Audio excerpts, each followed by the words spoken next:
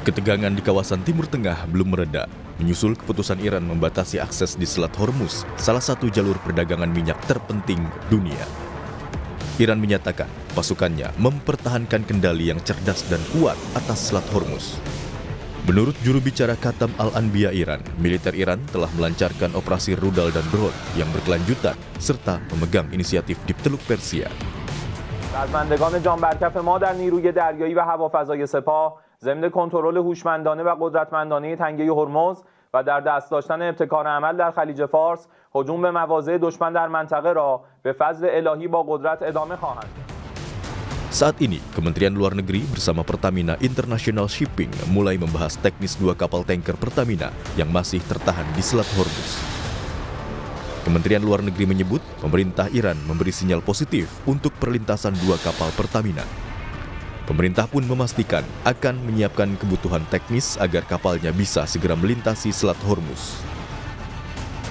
Melalui keterangan tertulis, juru bicara Kementerian Luar Negeri menyatakan Kemlu dan KBRI Tehran berkoordinasi dengan pihak Pertamina bahwa Iran sampaikan pertimbangan positif atas keamanan perlintasan kapal milik Pertamina Group di Selat Hormuz. Di tengah ketegangan ini, sejumlah negara berusaha melakukan diplomasi agar kapal mereka tetap bisa melintasi Selat Hormuz. Dalam perkembangan terbaru, Thailand dikabarkan telah mencapai kesepakatan dengan Iran agar kapal-kapalnya dapat melintasi selat tersebut secara aman. Situasi ini menunjukkan adanya upaya diplomatik dari sejumlah negara untuk menghindari dampak yang lebih luas dari ketegangan di kawasan. Begitupun Malaysia yang menyatakan telah berbicara dengan pemimpin Iran bahwa kapal Malaysia diperbolehkan melintasi Hormuz. Selain Thailand dan Malaysia yang sudah diberi lampu hijau oleh Iran, ada negara lain yang juga diberikan izin melintas, yaitu Tiongkok, Rusia, India, Irak, Pakistan, dan Spanyol.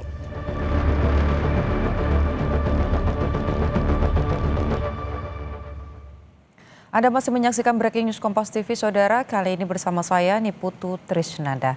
Saudara, Presiden Amerika Serikat Donald Trump mengatakan Iran tak lagi jadi pengganggu. Trump bahkan menyerukan agar negara tersebut membuka Selat Hormuz yang ia sebut sebagai Selat Trump.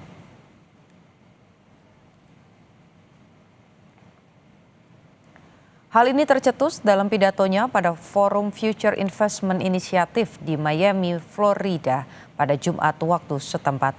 Trump membahas perang dengan Iran yang berdampak pada penutupan Selat Hormuz. Selain itu, Trump juga mengklaim Amerika Serikat telah menghancurkan militer Iran selama perang berlangsung. Ia kemudian meminta Iran untuk membuka Selat Trump.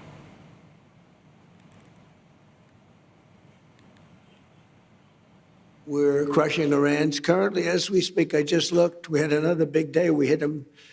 They don't know what's happening. Remember this, they lied about 3 days ago. I said, yeah, we're negotiating with this. We are not negotiating. They're being hit so hard, too, so we had 10 ships, and then people realized we were actually negotiating. We're negotiating now, and it'd be great if we could do something, but they have to open it up. They have to open up the Strait of Hormuz.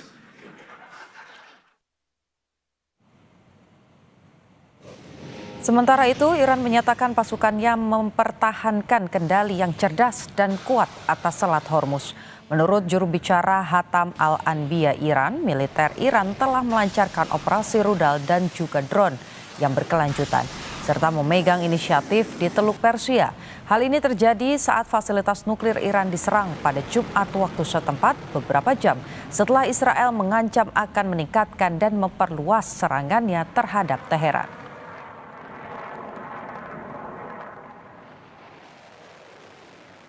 رزمندگان جانبرکف ما در نیروی دریایی و هوافضای سپاه ضمن کنترل هوشمندانه و قدرتمندانه تنگه هرمز و در دست داشتن ابتکار عمل در خلیج فارس هجوم به مواضع دشمن در منطقه را به فضل الهی با قدرت ادامه خواهند داد.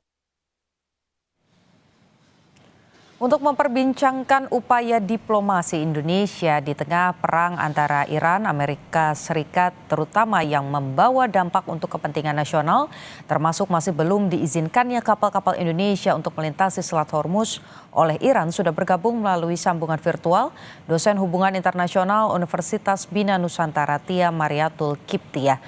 Mbak Tia, ada dua kapal tanker Pertamina, ada Pride dan juga Gamsunoro yang sudah tertahan sejak awal Maret 2026 akibat blokade di Selat Hormuz oleh Iran.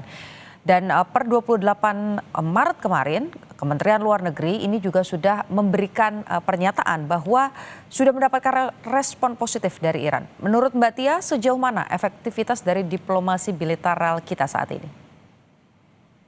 Mudah-mudahan segera keluar dari Selat Hormuz ya, karena memang energi itu sangat dibutuhkan, Mbak Putu, sangat esensial. Dan saya cukup kecewa untuk Kementerian Luar Negeri pada periode ini karena kita mempunyai sejarah yang cukup bagus mengenai Kementerian Luar Negeri kita, mulai dari masanya Pak Hasan Wirayuda, Pak Marty Natalegawa, Pak Ali Alatas. Kalau kita tarik lebih jauh lagi, lebih panjang lagi, kemudian Ibu Retno yang terakhir.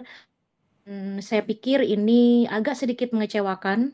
Mbak Putu, seharusnya Indonesia tidak mengalami tertahannya kapal tanker Pertamina di Selat Hormuz karena berdasarkan sejarah kita mempunyai hubungan diplomatik yang cukup baik dengan Iran. Dari segi culture, dari segi kerjasama, Indonesia selalu ada di posisi non-blok dari periode ke periode, tidak pernah mengindikasikan bahwa ini akan terjadi. Namun sayangnya ternyata pada periode ini kapal Pertamina kita di saat orang lain bahkan bisa melintasi seperti Thailand begitu ya. Bahkan dalam sejarah ASEAN itu Thailand cukup menjadi aliansi Amerika Serikat tapi ternyata bisa. India bahkan yang selama ini Modi itu selalu menyatakan diri untuk mensupport Israel, ternyata juga bisa. Kemudian Malaysia sudah pasti ya, karena memang Malaysia dari kebijakan luar negerinya sangat anti Israel begitu, dan belum lama juga mengcancel tentang perjanjian tarif, dan langsung ini apa namanya kapal Malaysia juga diizinkan begitu. Yang mengejutkan adalah Thailand dan India. Ini berarti mereka memiliki kekuatan diplomasi yang luar biasa sehingga kapal mereka diizinkan untuk melintas. Seharusnya itu terjadi pada kapal tanker Pertamina, pada kapal tanker Indonesia. Tapi kenapa kita sampai tertahan? Artinya memang di sini pada periode ini, suka atau tidak suka, like or dislike, memang kemampuan diplomasi pada periode ini dipertanyakan, Mbak Putu. Oke, tapi kalau dijabarkan lebih teknis ataupun juga lebih rinci begitu, sebetulnya hambatannya apa? Karena kalau kita lihat dari segi sejarah misalnya tadi seperti yang Mbak Tia sampaikan, kita punya sejarah diplomatik yang baik begitu dengan Iran, sudah sering apalagi di era Pak Jokowi juga sempat saling berkunjung begitu. Anda melihatnya hambatan teknisnya ini apa yang perlu diperbaiki? Pada pemerintahan ini ya, semoga rekomendasi saya atau suggestion saya didengar pihak pemerintah. Sebaiknya memang branding kita sebagai negara non-blok itu harus nampak begitu ya. Jadi memang kita harus betul-betul nampak bahwa kita adalah negara non-blok, dan kalau kita mau sedikit bermain politik kita harus berdiri di dua kaki. Karena berdasarkan sejarah semua presiden kita saling mengunjungi ke Iran, bahkan pada masa Jokowi sempat juga akan membeli minyak mentah dari Iran. Pada masa SBY, pada masa Gus Dur, pada masa presiden sebelumnya, apalagi pada masa Soekarno, itu sangat menjalin hubungan baik dengan Iran. Saya pikir ini bisa dilanjutkan. Kalaupun memang kita ada sesuatu yang tidak setuju dengan kebijakan Iran, kita harus bermain cantik, Mbak Putu. Jadi branding kita harus didahulukan sebagai negara non-blok. Dan kalau misalnya, sekali lagi, kalau misalnya mau bermain politik, kita harus berdiri di dua kaki, dan saya pikir harus direview kembali kemampuan diplomasi kita, dan mungkin saya menyarankan sebaiknya ada beberapa kementerian yang tidak boleh diotak-atik oleh orang partai begitu ya. Harus dilakukan oleh orang profesional dan harus oleh pejabat karir. Salah satunya adalah Kementerian Luar Negeri.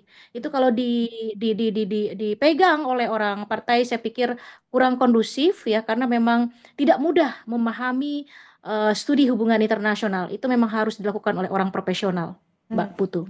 Anda melihat apakah ada persepsi dari Iran yang kemudian membuat Indonesia tidak lagi berada dua kaki, atau ini condong ke salah satu sisi? Ya, tentu saja. Dari kebijakan-kebijakannya ya, dari kebijakan-kebijakan luar negeri kita, bagaimana kita terlihat ada di pihak mana, dan Iran tentu kecewa dengan beberapa foreign policy atau kebijakan luar negeri kita, di mana Iran dalam kebijakan luar negerinya sudah pasti dia pro-Palestina, dia mendukung kemerdekaan Palestina, dan dalam sejarah Iran dan Indonesia selalu relate atau selalu sama dalam kebijakan luar negerinya soal Palestina. Dari periode ke periode begitu ya, dan nampaknya ketika kita misalnya salah satunya adalah join dengan BOP, itu juga merupakan salah satu kekecewaan oleh Iran. Kemudian dilihat bagaimana kita juga dalam tarif begitu ya.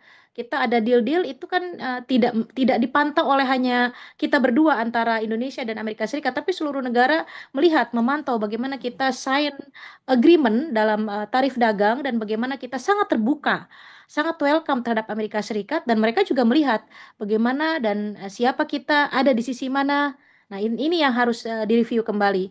Bagaimana kita tetap apa namanya silent statement, yang pertama, yang kedua mungkin direview kembali joinnya kita dalam BOP, bahwa kita tetap ada di posisi non blok. Yang ketiga, memang ketika ada di posisi negara yang terzalimi begitu, yang diserang secara sepihak, dan itu menyalahi keputusan hukum internasional, bagaimana kita bersikap? Minimal kita mengecam, karena itu kan memang menyalahi hukum internasional yang dilakukan oleh Israel dan Amerika Serikat itu. Kita tidak sama sekali ada di situ, sama sekali tidak ada. Bahkan negara-negara Eropa yang menjadi aliansi Amerika Serikat cukup berani mengecam tindakan Israel saat itu. Di mana Indonesia ini menjadi catatan buat Iran, sehingga bisa jadi karena catatan-catatan itulah kapal tanker Pertamina tertahan. Tapi mudah-mudahan segera ya, karena saya percaya selalu ada diplomasi yang dari bentuk people to state, misalnya dari I.O. kita, dari PMI, dari orang-orang Indonesia, dari publik Indonesia yang mendukung Iran, bisa jadi itu menjadi pertimbangan Iran yang kemudian mereview kembali untuk melepas kapal tanker kita. Oke. Apakah tadi Anda bilang Indonesia harus berani bermain dua kaki, bermain cantik dengan tetap berada atau mematuhi dalam tanda kutip BOP, ini tidak bisa diartikan bahwa Indonesia sedang dua kaki? Harusnya direview kembali ya. Saya tidak terlalu keras menyebutkan harus keluar atau stay di BOP. Buat saya, stay atau keluar di BOP itu sama sekali tidak ngaruh sebetulnya.